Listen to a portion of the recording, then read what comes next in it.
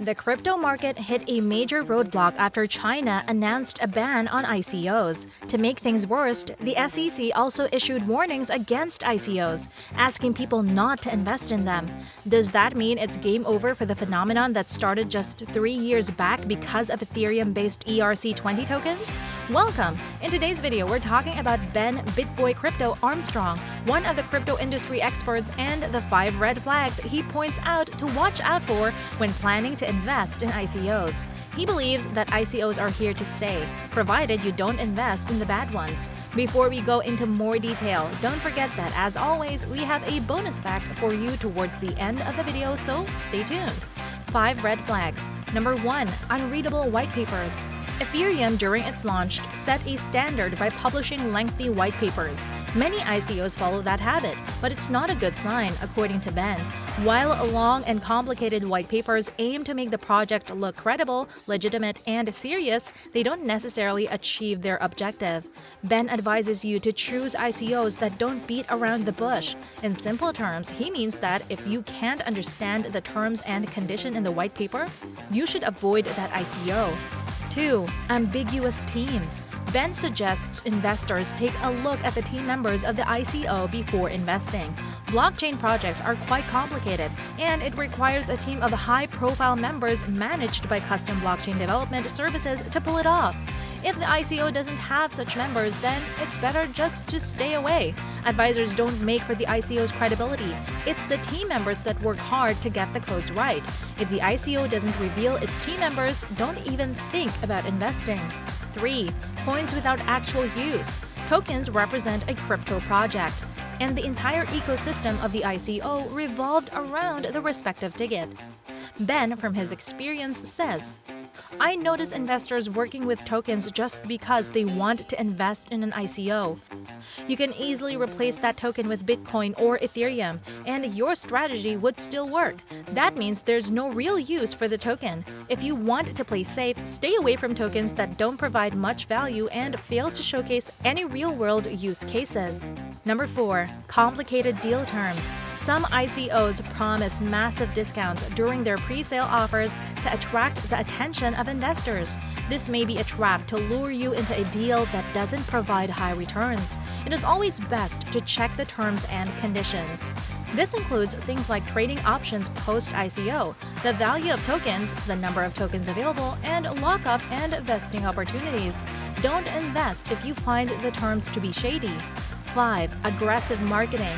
Several ICOs try to create hype by advertising frequently on social media and Google remarketing banners. Ben believes that most of these ads are not worth your time and money. He said, I do click on some of these ads just out of curiosity, but none of them have offered me anything out of the box. I think the best ICOs in the market get hyped for free. And you need to focus on those ICOs instead of going after these honey traps. It's better to save your money for an ICO that would provide high and stable returns in the future. Follow the tips above from Ben to steer clear of bad ICOs so that you don't end up losing money on crypto projects that are only in it for quick cash. To understand what he means exactly, you need to know the answer to a few questions like what exactly an ICO is and how it works. Here's a quick summary to make things easier for you. Number 1. What is an ICO? An initial coin offering, or ICO, is an event where a company sells a new cryptocurrency to raise money. Investors receive cryptocurrency in exchange for their financial contribution. In many ways, an ICO is the cryptocurrency version of an initial public offering or IPO in the stock market. While it's possible to make sizable profits through ICOs, a lack of regulation makes them extremely risky. In this guide, you'll learn all about ICOs, including how they work and some notable examples. Number 2. How does it work? When a company decides to have an ICO, it announces the date, rules, and buying process in advance. On the date of the ICO, investors can buy the new cryptocurrency. Most ICOs require investors to pay using another cryptocurrency, with Bitcoin and Ethereum being 2 common choices. There are also ICOs that accept fiat money. The purchase process typically involves sending money to a specified crypto wallet address. Investors provide their own recipient address to receive the crypto they buy. The number of tokens sold during an ICO and the token price can be either fixed or variable. Here are examples of the ways this can work. 1. Fixed number of tokens and price. The company sets both of these ahead of time, such as offering 1 million tokens at a price of $1 per token.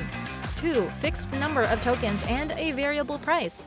The company sells a fixed number of tokens and prices them based on the amount of funds it receives.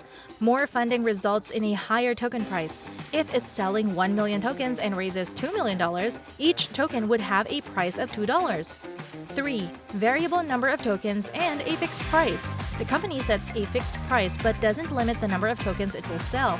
An example would be if a company sells tokens at 50 cents a piece until the ICO ends. Anyone can launch an ICO. Because of the low barrier to entry, many new types of cryptocurrency are launched through this process. 3. Advantages of ICOs. They offer high potential profits if you can determine which cryptocurrency is a good investment. Since you're buying early, prices are often lower, and some ICOs offer tokens at discounted rates. ICOs are also accessible to anyone. Unlike some IPOs, there aren't any restriction on who can invest, and it's a fast, efficient way for startups to raise funds. 4. Disadvantages of ICOs. Because cryptocurrency projects are volatile, there's a significant risk that the token loses value or ends up failing entirely. The lack of regulation also results in more scams and mediocre projects. Not to mention, just sorting through upcoming ICOs for a quality project can feel like searching for a needle in a haystack. It also takes some knowledge of crypto wallets to invest in ICOs. For those who are new to crypto, it's often easier to stick to cryptocurrency stocks or publicly traded coins. If you have been considering investing in ICO cryptocurrency, it is a great method of joining the crypto niche and enjoying the associated high returns. ICOs present investors with an opportunity to buy digital coins when prices are low and sell later when the price moves up, or vice versa. However, it is important to appreciate that investing in ICOs require taking some risks. At this point, you might be asking, should I invest in cryptocurrency? While the answer to the question is yes, it is important to take caution and heed Ben Armstrong's advice to avoid investing in bad ICOs. We appreciate you staying so far. We appreciated you staying so far. Here's the promised bonus fact as a token of our appreciation. BitBoy Armstrong first got started with crypto by accident in 2011. Ben had a ticket-selling business. Front page tickets and the website he was advertising on changed their payment options and only accepted Bitcoin. BitBoy ended up spending $10,000 worth of BTC advertising his ticket business. During this time, he didn't fully understand Bitcoin and missed out seven-figure profits when he sold too early. What do you think about investing in ICOs? Let us know your thoughts in the comment section below. If you enjoyed the content, uplift the channel by hitting like, subscribe, and ring the YouTube bell to meet us again in the next video. Until next time!